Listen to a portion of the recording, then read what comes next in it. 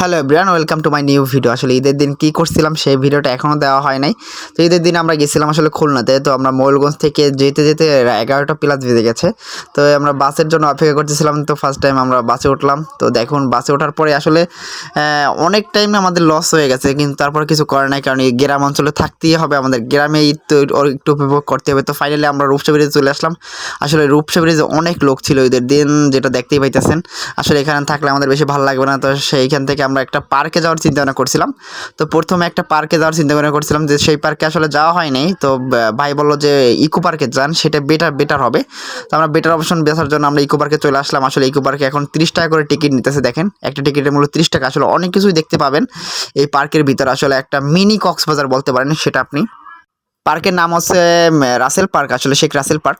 আসলে পার্কটা অনেক সুন্দর, আর আপনার যদি যেতে পারেন তো অনেক বেটার হবে। এখানে আপনার নৌকা আছে, আপনার বোট আছে, আপনি যেটা ইচ্ছা চলতে পারবেন। বোটের ভাড়া হচ্ছে আমি সেটা আপনাদের পরে বলে দেবো।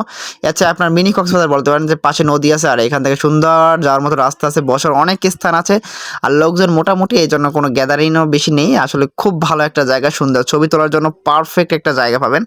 তো প্রথমবার আমরা খুলনা আসার পর আসলে ওইভাবে বুঝতে পারি নাই যে এত সুন্দর একটা জায়গা পাবো। এখানে আসলে অনেক লোক আসছে ছবি তোলার জন্য, দেখেন সবাই পোস্ট মেরে ছবি তুলতেছে। তো আমরা এখন ভাবতেছি বোটে উঠবো। বোটে আসলে বোটটাই সব থেকে মেইন আকর্ষণ, কারণ বোটে চড়ার মজাটাই আলাদা। অনেক লোক ছিল, আর হচ্ছে এখানে সিরিয়াল কাটতে হবে।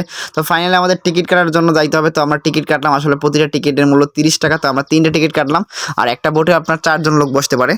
তো আমাদের 4জন থাকলে আসলে বেটার হইতো। তো এইটা আমরা উঠতে চাইছিলাম কিন্তু পারি না, তো এইটা উঠলাম। আর আসলে আমাদের 4জন লাগবে, তো একজন লোক ভাড়া নিতে হবে। তো একটা ছোট একটা মেয়েকে ভাড়া নিলাম আমরা, কারণ হচ্ছে ওদেরকে লাই একটা মেয়ে দেখেন, ওকে না নিলে আমাদের বোট চলতো না। তো আমরা 4জন, তো পাশে ওরা আমাদের সাথে রেসিং করতেছে, কিন্তু ওরা ফার্স্ট হয়ে গেছে, কারণ আমাদেরটা চলেই না, অনেক কষ্ট করে চালাইতে হয়।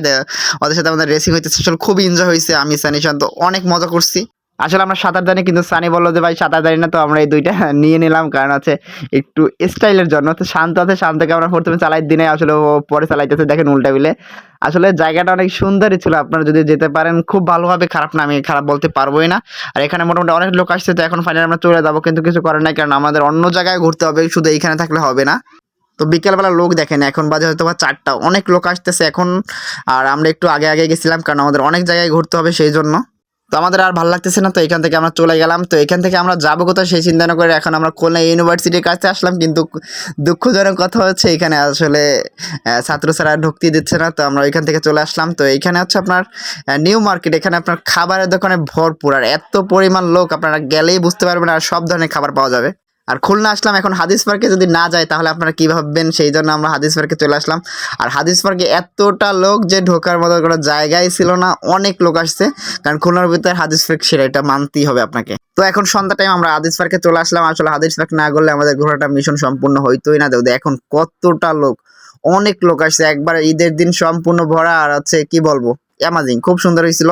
তো আমরা এখানে 3জন আসে একটু ছবি টবি তুললাম, কিছু করার নাই, কারণ অনেক লোক, যে একটু স্পেস পাওয়ার মতো জায়গা নেই। এখানে টিকটকার ভর্তি ছিল, আর হচ্ছে আপনার টিকটক করে নাচের ভিডিও করে, সেই ভিডিওটা আমি আপনাদের দেখাইতে পারতেছি না। তো আমি শান্ত, এখন আমরা এখান থেকে চলে যাব, কারণ এখানে থাকলে আমাদের আর বাসায় যাওয়া হবে না। তো প্রথম ভাবছিলাম যে এখানে একটা হোটেলে থাকবো, তারপর ভাবছিলাম যে বাসায় যাব, কিন্তু কোথাও যাওয়া হয় না। ভাবছি যে বাসায় যাইতে হবে, আমাদের রিয়েল বাসা যেটা হচ্ছে মোড়লগঞ্জে।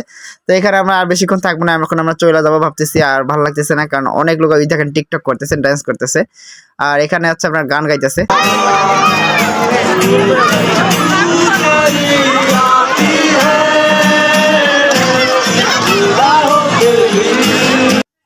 তো গান শোনার পরে আমরা আসলে বের হয়ে গেলাম, কারণ এখন আমাদের থাকার কোনো দরকার নেই। তো আমরা সুন্দরভাবে 3জনে রিক্সা উঠছিলাম। তো আসলে খুলনার ফিলটা নেওয়ার জন্য আমরা রাতে রিক্সা উঠছিলাম, যেটা সব থেকে ভালো লাগতেছিল।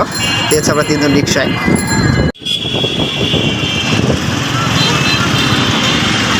তো ফাইনালি আমরা মোড়লগঞ্জের উদ্দেশ্যে রওনা দিলাম। আসলে আর ভালো লাগতেছিল না, ঈদের দিন অনেক জার্নি করে লাইছি, অনেক কষ্ট করে লাইছি। আছে আমাদের প্রাণের মোড়লগঞ্জ। দেখা এখন রাত 12টা বাজে, আমার বাসা আসতে আসতে রাত 12টা বাজে। তো বন্ধু গান গাইতেছে, শুনুন।